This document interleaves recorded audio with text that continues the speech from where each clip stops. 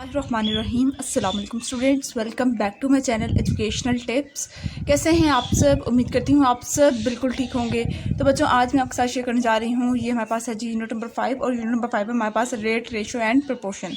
तो मैं आज आपके साथ इसके लेक्चर शेयर करूँगी, इसकी एक्सरसाइज का सोल्यूशन शेयर करूँगी। जैसे कि आप लोगों ने मुझसे रिक्वेस्ट भी की थी कि आप ये वाला क्वेश्चन, ये वाला एक्सरसाइज समझा दें, तो मैं आप लोगों को समझाती हूँ। चलिए स्टार्ट करते हैं। आप सब बच्चे अपना पेज नंबर ओपन कर लीजिए, पेज नंबर 65। पेज नंबर 65 के ऊपर आ जाइए। तो हमारे पास यहाँ पे आ जाते हैं। क्वेश्चन नंबर 1 है, क्वेश्चन नंबर 1 है जी हमारे पास fill in the blanks. Fill in the blanks के अंदर पार्ट नंबर 1 पे आ जाएं तो वो है time and distance have. Time का और डिस्टेंस का क्या रिलेशन है?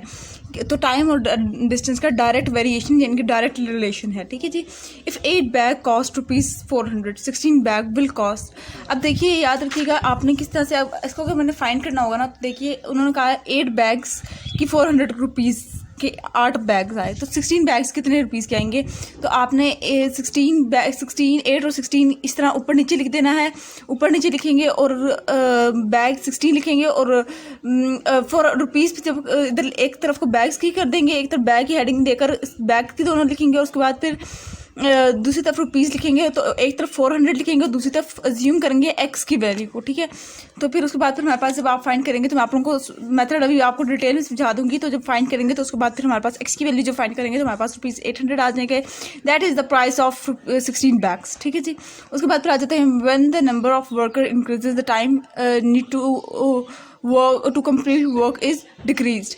If an increase in one quantity result to decrease to a decrease in the other, ये वो कह रहे हैं कि अगर एक क्वांटिटी को इंक्रीज करने से दूसरी क्वांटिटी की डाउनफॉल होती है, कम होती है, then the two quantities are inverse proportion. तो दोनों क्वांटिटीज क्या होंगी? इनवर्सली प्रोपोर्शनल होंगी, यानी कि दोनों अगर एक बढ़ जाए तो दूसरी कम होगी। ठीक है। 16:3 is equals to 18 is equals 8 ratio क्या होगा? 3 होगा। ठीक है। क्योंकि जब हम लोग इधर रिज्यूम करेंगे एक्स को, मैं आगे समझाऊंगी ये वाला पूरा पैटर्न। ठीक है। Next coming towards question number 2, and question number 2 is the number of items bought and the price paid have direct variation. True. The number of people in a house and the amount of food required have inverse variation. False. Distance covered by a bus in a given time is directly proportional to the speed. True. If a gardener plants 6 saplings in 3 hours, how he can plant 10 saplings in 4 hours? False. A car that travels 300 km in 5 hours will travel 150 km in 2.5 hours. True. Then आ जाते हैं हम लोग question number 3 के अंदर। Right direct and inverse variation against the following statement. The number of pencil bought and their cost. Direct होगा कि pencil की इक्वल, जितनी पेंसिल लेंगे उतनी ही उसकी इक्वल ही हमारे पास रकम आएगी ना। अगर मैंने एक पेंसिल ली है ₹10 की, तो 2 पेंसिलें ₹20 की ही होंगी। ठीक है। यानी कि एस हम लोग पेंसिल की नंबर ऑफ पेंसिल जैसे जैसे इंक्रीज करते जाएंगे और कॉस्ट भी बस बस इंक्रीज होती जाएगी। इस तरह से करके इसका डायरेक्ट रिलेशन है। The number of man on a job and the days required to completed. अब देखिए, जितने ज़्यादा मैन होंगे एक काम के ऊपर, जितने ज़्यादा लोग होंगे उतनी जल्दी वो कंप्लीट होगा। ठीक है। और जितना कम होंगे उतनी ज़्यादा देर से होगा। ठीक है। तो इस तरह से करके ये इनवर्स है। उसके बाद फिर आ जाते हैं the speed of a car and the time taken to cover a distance is inverse. ठीक है। उसके बाद फिर आ जाते हैं the distance covered and the time taken by a car moving at constant speed. इसका डायरेक्ट रिलेशन हो जाएगा। ठीक है जी। अब आ जाते हैं नेक्स्ट क्वेश्चन पे। क्वेश्चन नंबर 4 के ऊपर आ जाते हैं। क्वेश्चन नंबर 4 से आप लोगों का असल मैं आप लोगों को कॉन्सेप्ट देना शुरू करूँगी। तो क्वेश्चन नंबर 4 के अंदर आ जाते हैं find the increasing and decreasing quantity. अब देखिए, रेशो का आपने कहीं पर वर्ड सुना हो, अगर आप लोगों ने अपनी पिछली क्लासेस में, तो आप लोगों को शायद थोड़ी बहुत भावना होगी कि what is actually the ratio is, जबकि मैं आप लोगों को अभी समझा भी देती हूँ। देखिए, सबसे पहले पार्ट नंबर 1 की तरफ देखते हैं हम लोग। उन्होंने कहा आप लोगों ने ना इस क्वेश्चन में इंक्रीज और डिक्रीज की तरफ नहीं जाना, इंक्रीज और डिक्रीज की तरफ तवज्जो नहीं करनी, सिर्फ और सिर्फ जो वैल्यूज़ दी हैं उसके ऊपर तवज्जो देनी। इसको, इस साइन को कहते हैं, जो 2 डॉट डाले हुए हैं ना, इस साइन को हम लोग कहते हैं रेशो। ठीक है। अब उन्होंने क्या कहा था? Increase 9 in the ratio 5:3, 5:3। ठीक है। आपने और हम लोगों ने जो 9 है ना, X/9 लिख देना है। ठीक है। इज इक्वल्स टू इधर से इधर भी एक रेशो की टर्म बना देनी है, इधर भी एक रेशो की टर्म बना देनी है।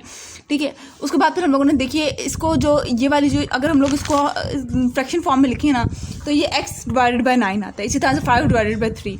उसके बाद फिर हम लोग क्रॉस मल्टीप्लिकेशन करेंगे, तो क्रॉस मल्टीप्लिकेशन के थ्रू ये आ जाएगा। उसके बाद फिर हम लोग एक्स की वैल्यू जो फाइंड करेंगे, तो एक्स की वैल्यू हमारे पास 15 आ जाएगा। फिर ये समझ करके हम लोग जब एक्स की वैल्यू फाइंड कर दी उसके बाद हम लोगों ने कुछ भी नहीं करना होता, ठीक है जी। उसके बाद फिर आ जाते हैं पार्ट नंबर 2 के अंदर। पार्ट नंबर 2 के अंदर भी डिक्रीज़ है, ठीक है।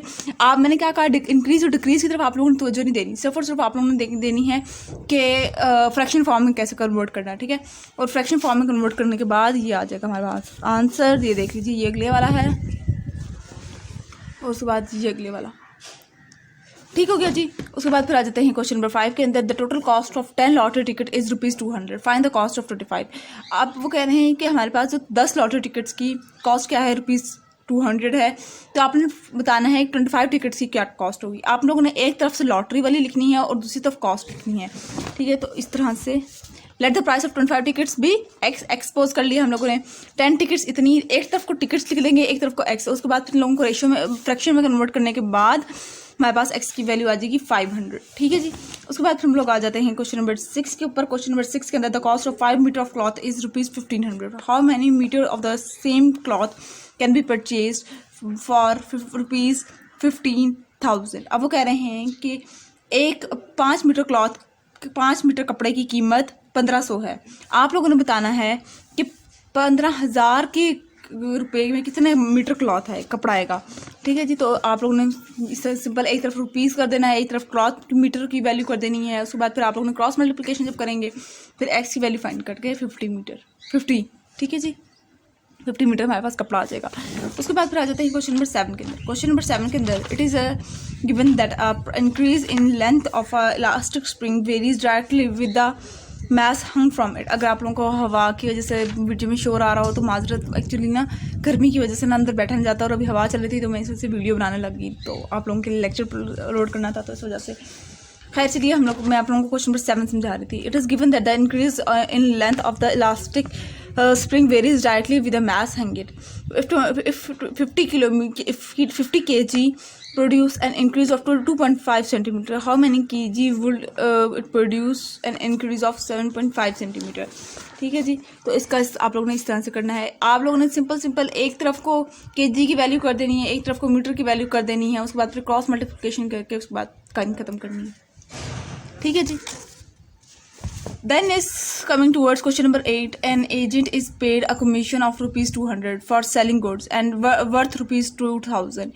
Much commission will he get? How much commission will he get by selling goods worth ₹30,000? ठीक है, इसका आप लोगों ने सिंपल आप लोगों ने ये सब एक काम किया है कि जो सेम मतलब रुपीज़ है, कमीशन है, उसको एक तरफ कर दो, दूसरी गुड्स वालों को एक तरफ कर दो। उसके बाद फिर उन दोनों की क्रॉस मल्टीप्लिकेशन कर दो, आंसर आ जाएगा हमारे पास। एक्स की वैल्यू फाइंड करो, आंसर आ गया हमारे पास।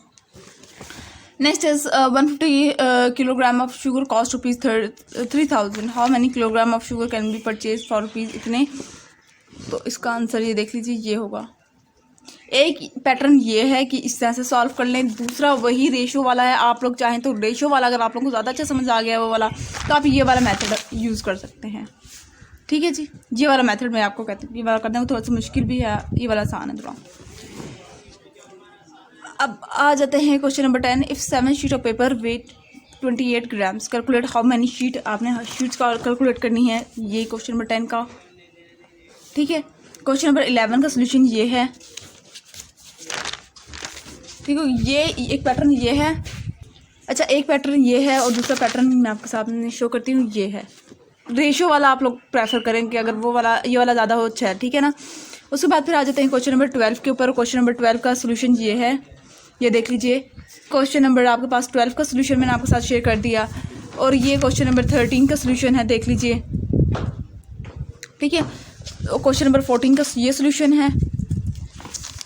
अब मैं आप लोगों को मतलब सारे क्वेश्चन के आंसर दिखाती चली जा रही हूँ सिर्फ, क्योंकि एक्चुअली सारा कुछ मैंने आपको समझा दिया है, सिर्फ आप लोगों ने नोट करना है तो वो आप नोट करते जाइएगा। 15 और ये 16 का सोल्यूशन है, ठीक हो गया।